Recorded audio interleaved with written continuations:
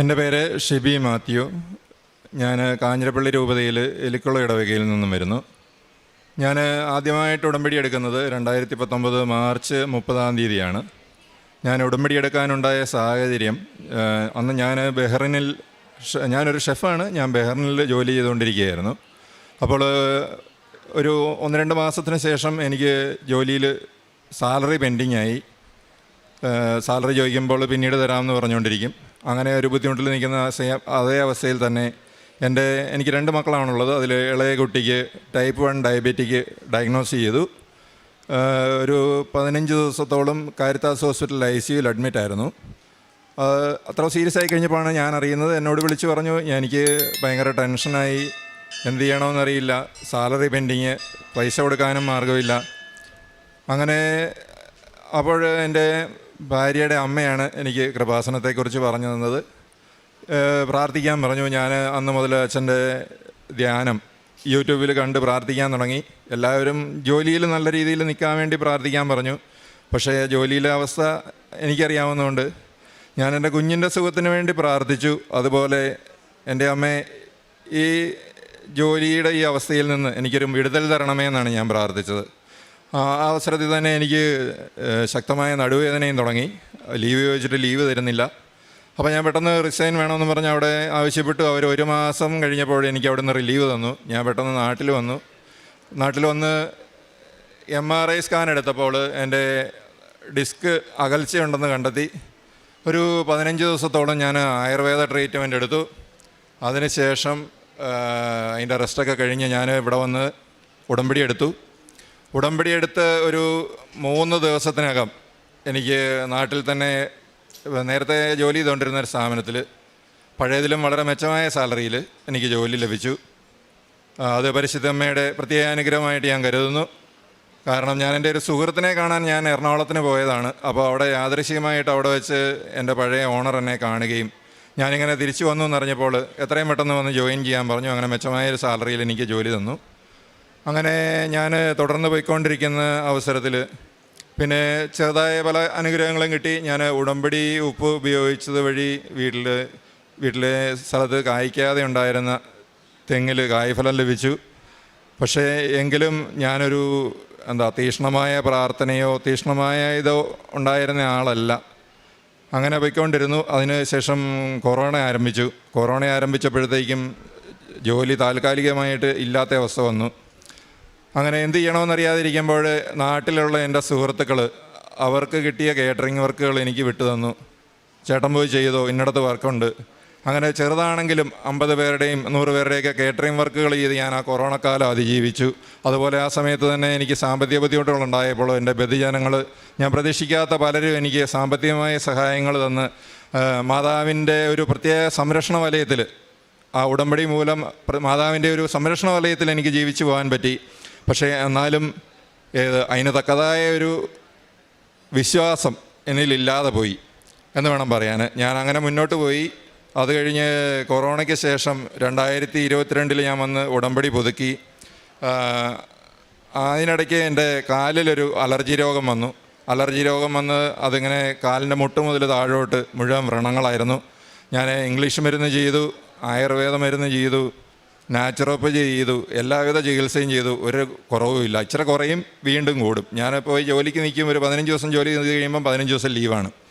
അങ്ങനെ വിഷമിച്ച് നിൽക്കുന്ന അവസ്ഥയിൽ അച്ഛൻ്റെ ഒരു ധ്യാനം ഞാനിവിടെ ഇങ്ങനെ ചൊവ്വാഴ്ചത്തെ ധ്യാനം ഞാൻ ഓൺലൈനായിട്ട് കൂടുകയാണ്. അപ്പം അച്ഛൻ അതിൻ്റെ അകത്ത് പറയുന്നുണ്ട്, രോഗസൗഖ്യം ലഭിക്കുന്നത് ഇവിടെ വന്ന് പ്രാർത്ഥിച്ചുകൊണ്ട് മാത്രമല്ല, നീ ശക്തമായിട്ട് വിശ്വസിച്ച് പ്രാർത്ഥിച്ചാൽ ശരിയായ രോഗനിർണയം നടത്താൻ ഉതകുന്ന ചികിത്സ കണ്ടെത്താനും ആ ചികിത്സയിലൂടെ നിൻ്റെ രോഗം മാറ്റാനും അങ്ങനെയും രോഗസൗഖ്യം ലഭിക്കാം എന്ന് അച്ഛനൊരു ധ്യാനത്തിൽ പറഞ്ഞു. ഞാനപ്പോൾ അതിൽ പൂർണ്ണമായിട്ട് വിശ്വസിച്ചു. ഞാൻ അന്ന് കൊന്ത് ചെല്ലിയപ്പോൾ ഉടമ്പടി തൈലം എടുത്ത് എൻ്റെ മുറിവുകളിലെല്ലാം പുരട്ടി, നെറ്റിയിലും പുരട്ടി, കുരിശ് വരച്ച് പ്രാർത്ഥിച്ചു. അങ്ങനെ ഇരിക്കുമ്പോൾ എൻ്റെ ഒരു സുഹൃത്ത് വന്ന് വെച്ച് പുതിയൊരു സ്കിൻ ഡോക്ടറെ കുറിച്ച് പറഞ്ഞു, നമുക്ക് അവിടെയും കൂടെ ഒന്ന് പോകാം. അപ്പോൾ ഞാൻ മാതാവിനോട് പറഞ്ഞു, എൻ്റെ അമ്മേ, ഞാൻ പല ചികിത്സകൾ ചെയ്തു, എല്ലായിടത്തും ഞാൻ പരാജയപ്പെട്ടു. ഞാൻ ഇതുകൂടെ ചെയ്യുള്ളൂ, ഇതിലേലും എൻ്റെ അസുഖം മാറ്റാനാണെങ്കിൽ മാറ്റിത്തരണേ. അങ്ങനെ പറഞ്ഞ് ഞാൻ അവിടെ ആ ഡോക്ടറെ പോയി കണ്ടു. പുള്ളി എൻ്റെ കാല് കണ്ടപ്പോഴേ പറഞ്ഞു, നേരത്തെ കണ്ടവരെല്ലാം വേരിക്കോസിൻ്റെ അസുഖം മൂലമുള്ളതാണെന്നാണ് പറഞ്ഞുകൊണ്ടിരുന്നത്. പുള്ളി പറഞ്ഞു, ഇത് വേരിക്കോസ് അല്ല, ഇതൊരു അലർജി രോഗമാണ്.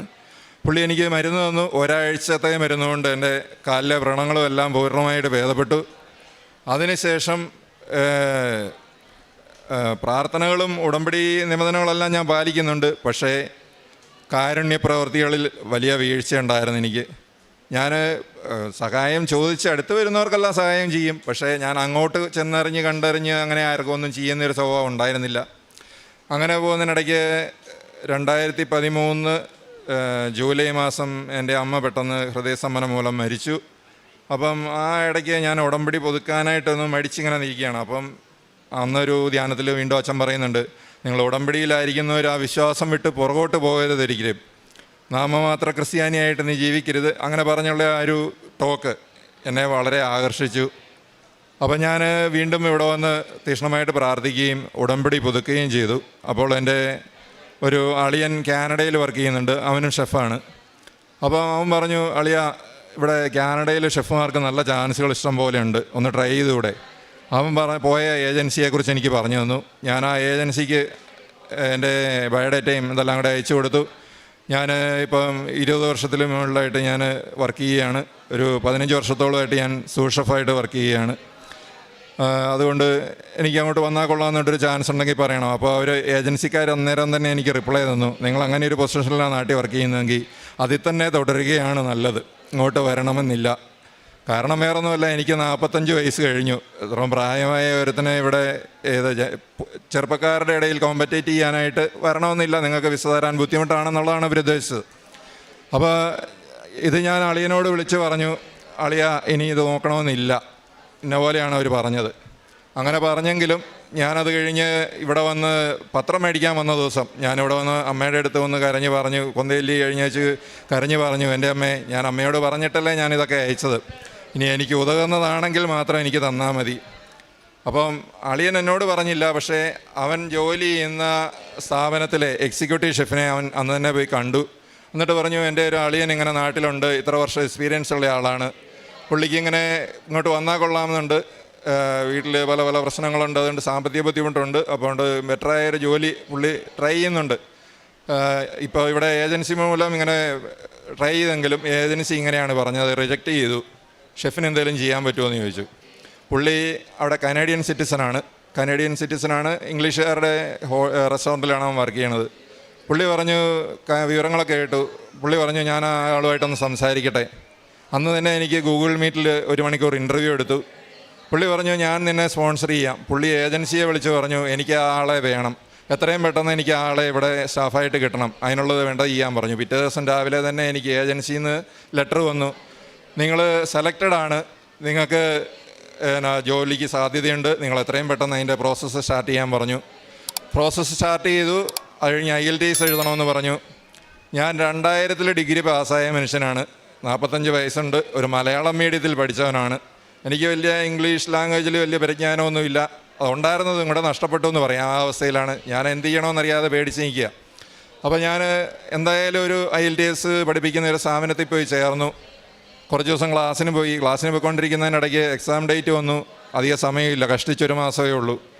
2-3 ആഴ്ചത്തെ ക്ലാസ് കഴിഞ്ഞ് ഞാൻ ഇവിടെ വന്ന് അച്ഛൻ്റെ അടുത്ത് വന്ന് ബ്ലെസ്സിങ് മേടിച്ചു. അച്ഛൻ തലയിൽ പിടിച്ച് പ്രാർത്ഥിച്ച് തൈലം കൊണ്ട് കുരിശ് വരച്ച് എന്നെ ആശീർവദിച്ച് വിട്ടു. ഞാൻ അതുപോലെ സ്പീക്കിങ്ങിൻ്റെ മൊഡ്യൂളിന് കയറുമ്പോൾ ഞാനിപ്പം എനിക്ക് ഒരു കാര്യം പറയട്ടെ, എൻ്റെ വലത് കൈക്ക് ചെറിയ വിറയലുള്ളതാണ് നേരത്തെ തന്നെ, അതുകൊണ്ടാണ്, അല്ലാതെ പേടിച്ചിട്ടല്ല വിറയ്ക്കുന്നത്, തെറ്റിദ്ധരിക്കരുത്. അത് പക്ഷേ എന്നാൽ ഇങ്ങനെ ഇംഗ്ലീഷ് എക്സാമിന് ചെന്നപ്പോൾ എനിക്ക് ഭയങ്കര ടെൻഷനാണ്. ഞാൻ എക്സാമിനറുടെ അടുത്ത് കയറുന്നതിന് മുമ്പ് റൂമിന് പുറത്ത് നിൽക്കുമ്പം ആലില പോലെ വിറച്ചുകൊണ്ടിരിക്കുകയാണ്. എൻ്റെ കയ്യും കാലും കിടന്ന് വിറയ്ക്കരുത്, പേടിക്കണ്ടെന്ന് എനിക്ക് മനസ്സിലുണ്ട്, പക്ഷേ എന്താണെന്നറിയത്തില്ല, വിറച്ചുകൊണ്ടിരിക്കുക. പക്ഷേ ഞാൻ ഇറങ്ങുന്നതിന് മുമ്പ് ഒരു കാര്യം ചെയ്തു, അമ്മയുടെ തൈലം എടുത്ത് എൻ്റെ നെറ്റിയിലും തൊണ്ടയിലും 2 കാതുകളിലും ഞാൻ കുരിശിട്ടു. ഞാൻ എൻ്റെ അമ്മയോട് പറഞ്ഞു, അമ്മേ, എനിക്കൊന്നും അറിയത്തില്ല, എൻ്റെ ബുദ്ധിയെയും ബോധത്തെയും പ്രകാശിപ്പിക്കണമേ, എന്താണ് എക്സാമിനറോട് പറയേണ്ടതെന്ന് എനിക്ക് ബോധ്യപ്പെടുത്തി തരണമേ, ചോദിക്കുന്ന ചോദ്യങ്ങൾക്ക് കൃത്യമായിട്ട് മനസ്സിലാക്കി ആൻസർ ചെയ്യാൻ പറ്റണേ. അങ്ങനെ പ്രാർത്ഥിച്ചു. അല്പം വെഞ്ചരിച്ച തേനും എടുത്ത് കഴിച്ചു. 1 നുള്ളു ഉപ്പെടുത്ത് എൻ്റെ കൈവിരലിൻ്റെ ഇടയിൽ ഒളിച്ച് പിടിച്ചുകൊണ്ട് പോയി. അതിൻ്റെ അകത്തോട്ടൊന്നും കയറ്റാൻ പറ്റത്തില്ല. ഞാൻ എക്സാമിനറുടെ അടുത്ത് ചെന്നു, ടേബിളിൻ്റെ അടിയിൽ ഉപ്പിട്ടു. ഒരു കോളേജിലെ റിട്ടയേർഡ് ഇംഗ്ലീഷ് പ്രൊഫസറാണ് എക്സാമിനറായിട്ട് വന്നത്. ആളെ കണ്ടപ്പോൾ തന്നെ എനിക്കൊരു ഉള്ളിലൊരു പേടി, എന്നുവെച്ചാൽ ഇത്രയും പരിജ്ഞാനമുള്ള ആളുടെ അടുത്ത് ഞാൻ എന്ത് പറയാനാണ്. പക്ഷേ പുള്ളിക്കാരത്തി ചോദിച്ചു തുടങ്ങി. ഒരു കുഴപ്പവുമില്ലാതെ ചോദിച്ച എല്ലാ ക്വസ്റ്റ്യനും ആൻസർ ചെയ്യാൻ പറ്റി. എനിക്ക് ഇംഗ്ലീഷ് സ്പീക്കിങ്ങിൻ്റെ സ്കോർ 6 കിട്ടി. അതുപോലെ എക്സാം വന്നു. എക്സാമിനും ഇതുപോലെ തന്നെ ഞാൻ ഉപ്പിട്ട് പ്രാർത്ഥിച്ച് പോയി എക്സാം എഴുതി. ഓവറോൾ 5.5 തന്ന് പരിശുദ്ധ അമ്മ എന്നെ അനുഗ്രഹിച്ചു. എൻ്റെ റെക്കോർഡ് സ്കോർ അത് മതിയായിരുന്നു. അത് കഴിഞ്ഞ് പ്രോസസ്സിങ് മുന്നോട്ട് നീങ്ങിയെങ്കിലും ഇന്ത്യയും കാനഡയുമുള്ള പ്രശ്നങ്ങൾ മൂലവും അങ്ങനെ പല പല കാരണങ്ങൾ കൊണ്ട് കുറച്ച് ലാഗ് ഇടയ്ക്ക് വന്നു. മാർച്ച് 30 എനിക്ക് അവിടെ നിന്നുള്ള ഇൻറ്റിമേഷൻ വന്നു, നിങ്ങളുടെ വിസ അപ്രൂവൽ ആയിട്ടുണ്ട്, പാസ്പോർട്ട് സബ്മിറ്റ് ചെയ്യാൻ പറഞ്ഞു. പാസ്പോർട്ട് ഞാൻ 1 ഞാൻ സബ്മിറ്റ് ചെയ്തെങ്കിൽ 1 അവധി, 2 കൊറിയർ സർവീസുകാർ കൊണ്ടുപോയി. പക്ഷേ 13 എനിക്കൊരു ഇത് കിട്ടുന്നത്. പാസ്പോർട്ട് അവിടെ ഡൽഹിയിലുള്ള ഓഫീസിൽ അവർ സ്വീകരിച്ചിട്ടുണ്ട്, അത് സ്റ്റാമ്പിങ്ങിനായിട്ട് വിട്ടിരിക്കുകയാണ്. പിന്നീട് യാതൊരു വിവരവും ഇല്ല. 20 വരെയായി. അപ്പോഴത്തേക്ക് ഏജൻസിയിൽ എനിക്ക് അവിടെ ടെൻഷനായി, ഇത് റിജക്റ്റ് ആണോ എന്താ സംഭവം എന്നറിയില്ല. ഏജൻസിയിൽ ഞാൻ അന്വേഷിച്ചു. അന്നേരം പറഞ്ഞു ഒരിക്കലും ഇങ്ങനെയൊന്നും വരാറില്ല, ഒരാഴ്ചയല്ല 2 ആഴ്ച കൊണ്ട് കിട്ടാറുണ്ട്. അന്ന് കഴിഞ്ഞ ചൊവ്വാഴ്ച അച്ഛൻ്റെ ധ്യാനം ഞാനിവിടെ ഓൺലൈനിൽ കൂടിക്കൊണ്ടിരിക്കുകയാണ്. അപ്പോൾ എൻ്റെ മനസ്സിലാരോ പറയുന്നതായിട്ട് എനിക്കിങ്ങനെ തോന്നി, നീ എന്തുകൊണ്ടും പേടിക്കണ്ട, ഇന്നല്ലെങ്കിൽ നാളെ രാവിലെ നിനക്ക് ഇതിനെക്കുറിച്ചൊരു ഇൻറ്റിമേഷൻ കിട്ടും, 2-3 ദിവസത്തിനുള്ളിൽ പാസ്പോർട്ട് നിൻ്റെ കയ്യിൽ തിരിച്ചെത്തും, എല്ലാം നന്നായി വരും. അങ്ങനെ എൻ്റെ കൂടെ ആരോ പറയുന്ന പോലെ എനിക്ക് തോന്നി. ഞാൻ വിശ്വസിച്ച് പ്രാർത്ഥിച്ചു, മാതാവിന് സമർപ്പിച്ചു. അന്ന് വൈകുന്നേരം തന്നെ എനിക്ക് സന്ധ്യയോടുകൂടി എനിക്ക് ഇൻറ്റിമേഷൻ വന്നു, നിങ്ങളുടെ പാസ്പോർട്ട് സ്റ്റാമ്പ് ചെയ്ത് തിരിച്ചയച്ചിട്ടുണ്ട്. ആ പാസ്പോർട്ട് എനിക്ക് ഇന്നലെ കിട്ടി. ജൂൺ 5 ഞാൻ ടിക്കറ്റ് എടുത്തു. ജൂൺ 6 എൻ്റെ ജന്മദിനമാണ്. പരിശുദ്ധ അമ്മ എനിക്ക് തന്ന ജന്മദിന സമ്മാനമായിട്ട് ഞാനിതിനെ വിശ്വസിക്കുന്നു. അതുപോലെ എൻ്റെ കുഞ്ഞിന് മരുന്നിനും ഇതിനൊക്കെ ആയിട്ട് മാസം നല്ല പൈസ ചിലവുണ്ടായിരുന്നു. അപ്പോൾ അങ്ങനെ ഞാൻ കൊറോണയുടെ സമയത്ത് ജോലിയിൽ ഭയങ്കര ബുദ്ധിമുട്ടിയിരുന്ന സമയത്ത് ഞാൻ കേരള സർക്കാരിൻ്റെ മിഠായി എന്ന് പറഞ്ഞൊരു പദ്ധതിയുണ്ട്, അതിൽ ഫ്രീ മെഡിസിൻ കിട്ടും. അപ്പോൾ ഞാൻ അതറിഞ്ഞുകൊണ്ട് അതിൽ കൊണ്ടുപോയി രജിസ്റ്റർ ചെയ്തു. പക്ഷേ ഞാൻ തിരുവനന്തപുരത്ത് അവരുടെ ഓഫീസിൽ പലതവണ വിളിച്ചന്വേഷിച്ചു. നേരം പറഞ്ഞു നിങ്ങളുടെ ആപ്ലിക്കേഷൻ റിജക്റ്റ് ആയ പോലെയാണ്, അത് പെൻഡിങ് ആണ്, എന്താണെന്ന് അറിയില്ല. പക്ഷേ ഞാൻ കഴിഞ്ഞ മുമ്പിലത്തെ മാസം ഞാൻ ഉടമ്പടി ലാസ്റ്റ് പുതുക്കിയതിൻ്റെ പിറ്റേ ദിവസം എനിക്ക് അവിടുന്ന് ഓഫീസിൽ നിന്ന് വിളി വന്നു, നിങ്ങളുടെ അപേക്ഷ സ്വീകരിച്ചിരിക്കുന്നു. 2020 അപേക്ഷിച്ചതാണ്. സാധാരണഗതിയിൽ ഇത്രയും പെൻഡിങ് ആയിട്ടൊരു അപേക്ഷയും തിരിച്ച് സ്വീകരിക്കാറില്ല, അത് തള്ളിക്കളയുകയുള്ളൂ.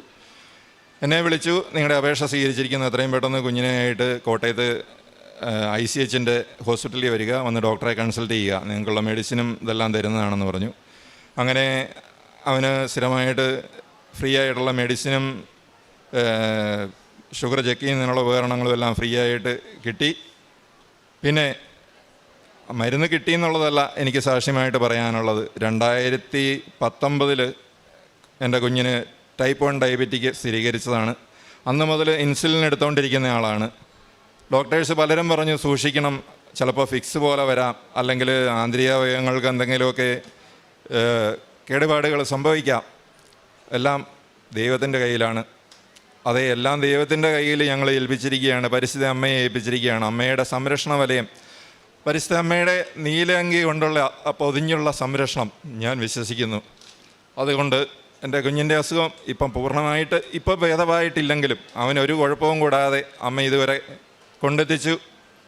അധികം താമസിയാതെ തന്നെ അവൻ്റെ രോഗസൗഖ്യത്തെക്കുറിച്ച് സാക്ഷ്യം പറയാനായിട്ട് എനിക്കിവിടെ വരുവാൻ അവസരം തരുമെന്ന് ഞാൻ വിശ്വസിക്കുന്നു. അതുപോലെ ഞാൻ ഇപ്പോൾ ചെയ്യുന്ന പ്രേക്ഷിത പ്രവർത്തനങ്ങളെന്ന് പറഞ്ഞാൽ പത്രപ്രേക്ഷിത പ്രവർത്തനം. ഞാൻ ഉടമ്പടിയിൽ തുടങ്ങുന്ന സമയത്ത് എല്ലാവരും കാണിക്കുന്ന പോലെ പാത്തം പതുങ്ങിയും അല്ലെ നാണിച്ചും കൊണ്ട് പത്രം കൊടുത്തുകൊണ്ടിരുന്ന ആളാണ് ഞാൻ. എൻ്റെ പത്രപ്രേക്ഷിത പ്രവർത്തനം ഇപ്പോൾ നടത്തുന്നത്, ഞാൻ മിക്കവാറും 2 കെട്ട് അല്ലെങ്കിൽ 3 കെട്ടയിലും മിനിമം പത്രം വാങ്ങാറുണ്ട്. വാങ്ങിയാൽ അത് നേരെ പറ്റുമെങ്കിൽ അന്ന് തന്നെ, ഞാൻ എറണാകുളത്താണ് ജോലി ചെയ്തുകൊണ്ടിരുന്നത്, അപ്പം എറണാകുളത്ത് KSRTC സ്റ്റാൻഡിലേക്ക് നേരെ പോകും. അവിടെ പോയി നിന്ന് പ്രാർത്ഥിച്ചുകൊണ്ട് അവിടെയുള്ള യാത്രക്കാർക്കും അതുപോലെ ഓട്ടോ സ്റ്റാൻഡിലെ ഓട്ടോ ഡ്രൈവർമാർക്കും എല്ലാവർക്കും, എല്ലാ മതസ്ഥർക്കും പ്രാർത്ഥിച്ചുകൊണ്ട് പത്രം വിതരണം ചെയ്യും. പിന്നെ പറ്റുമെങ്കിൽ ഇടയ്ക്ക് അതുപോലെ എറണാകുളത്ത് ജനറൽ ഹോസ്പിറ്റലിൽ പോയി അവിടെ പത്രം വിതരണം ചെയ്യും. അങ്ങനെ പബ്ലിക്കായിട്ടുള്ള ഏരിയയിൽ കൊണ്ടുപോയി പത്രം വിതരണം ചെയ്യുന്നതിന് അവസരം ലഭിച്ചു. അതിനുള്ള ധൈര്യം അമ്മ തന്നു. എല്ലാവരോടും അമ്മയെക്കുറിച്ചും ഇവിടുത്തെ അത്ഭുതങ്ങളെക്കുറിച്ചും പറയാൻ എനിക്ക് സാധിച്ചു. അതുപോലെ വഴിയേരിയയിൽ കാണുന്ന ആരുമില്ലാതെ പാവങ്ങളായ ധർമ്മക്കാരെയും അങ്ങനെയുള്ളവർക്കൊക്കെ ഭക്ഷണം വാങ്ങിച്ചു കൊടുക്കുകയും, പിന്നെ വീടിൻ്റെ അടുത്തൊരു അനാഥ മന്ദിരമുണ്ട്. നമ്മുടെ വീട്ടിൽ എന്തെങ്കിലും ഒരു പരിപാടികളുണ്ടെങ്കിൽ അന്നേരം എല്ലാം നമ്മളൊരു ദശാംശമായിട്ട് അവിടെ കൊണ്ടുപോയി ഭക്ഷണത്തിനുള്ള പൈസ കൊണ്ടുപോയി ഏൽപ്പിക്കാറുണ്ട്. പിന്നെ വീട്ടിൽ ഭാര്യയാണേലും പുറത്തെവിടെയെങ്കിലും യാത്ര പോകുമ്പോൾ പറ്റുന്ന പോലെ ഏറ്റവും കുറഞ്ഞതൊരു 2 പൊതിയെങ്കിലും എടുത്ത് ബാഗിൽ വെക്കും. യാത്ര പോകുന്ന വഴിക്ക് കാണുന്ന ആർക്കെങ്കിലും ഭക്ഷണം ആവശ്യമുള്ളവർക്ക് ഭക്ഷണം കൊടുക്കും. അതുപോലെ സഹായം ആവശ്യമുള്ള ചികിത്സാ സഹായത്തിനോ അങ്ങനെയൊക്കെ ആവശ്യമുള്ളവരെ നമുക്ക് പറ്റുന്ന രീതിയിൽ എന്നും സഹായിക്കാൻ ശ്രമിക്കുന്നുണ്ട്. അതുപോലെ വസ്ത്രം ആവശ്യമുള്ളവർക്ക് ഇടയ്ക്കെല്ലാം വസ്ത്രങ്ങൾ പറ്റുന്ന പോലെയൊക്കെ വാങ്ങിക്കൊടുക്കുന്നുണ്ട്. അങ്ങനെ കൂടുതൽ പരോപകാര പ്രവൃത്തികളും ഇതും ചെയ്യാൻ തുടങ്ങിയപ്പോൾ എനിക്കൊരു കാര്യം ബോധ്യം വന്നു. ദൈവവചനത്തിൽ പറയുന്ന പോലെ നീ ചെറുതായിട്ടൊരു സഹായം ചെയ്യുമ്പോൾ നിനക്ക് അതിൻ്റെ 100 ഇരട്ടിയായി നിറച്ച് കുലുക്കി അമർത്തി അളന്നു തരും എന്നുള്ളത്. എന്നാന്ന് വെച്ചെന്നാൽ എൻ്റെ പ്രോസസ്സിങ്ങിനും ഇതിനും എല്ലാം എനിക്ക് ഒത്തിരി ഫണ്ട് ആവശ്യമുണ്ടായിരുന്നു. ഞാൻ ആരോടും ചോദിക്കേണ്ടി വന്നില്ല. അല്ലാതെ തന്നെ എനിക്ക് പലരുടെയിൽ നിന്നും പ്രതീക്ഷിക്കാതെ ഇഷ്ടംപോലെ സഹായങ്ങൾ, സാമ്പത്തിക സഹായങ്ങളും അല്ലാതെ എല്ലാത്തിനും സഹായങ്ങൾ കിട്ടി. അതുപോലെ എനിക്ക് കിട്ടിയ ഒരു വചനബോധ്യം ഈ ഇത്രയും നാളത്തെ ഇതുകൊണ്ട് പഴയതിലും എൻ്റെ വിശ്വാസം വർദ്ധിച്ചു. പറ്റുന്ന ദിവസങ്ങളിലെല്ലാം വിശുദ്ധ ബലിയിൽ സംബന്ധിക്കുന്നതിന് പണ്ട് പറഞ്ഞുകൊണ്ടിരുന്ന പോലെ കുർബാന കാണാൻ പോകുന്നതല്ല, കുർബാനയിൽ സംബന്ധിക്കാൻ പോകുന്നതെന്നുള്ളൊരു ബോധ്യം എനിക്ക് തന്നു പരിശുദ്ധ അമ്മ. അങ്ങനെ ആ ദിവ്യബലിയിൽ വിശ്വാസത്തോടെ പങ്കെടുക്കാനുള്ള കൃപ അമ്മ തന്നിട്ടുണ്ട്. വീണ്ടും എനിക്ക് പറയാനുള്ളത് എൻ്റെ ജീവിതാന്ത്യം വരെ ഈ കൃപയിൽ തുടർന്ന് ജീവിക്കാനും എല്ലാവർക്കും വേണ്ടി പ്രാർത്ഥിക്കുവാനുള്ള അനുഗ്രഹത്തിനായിട്ട് ഞാൻ നിങ്ങളോട് ഓരോരുത്തരോടും പ്രാർത്ഥിക്കുന്നു. നിങ്ങളുടെ പ്രാർത്ഥനയിലും എന്നെയും ഓർക്കണമേ.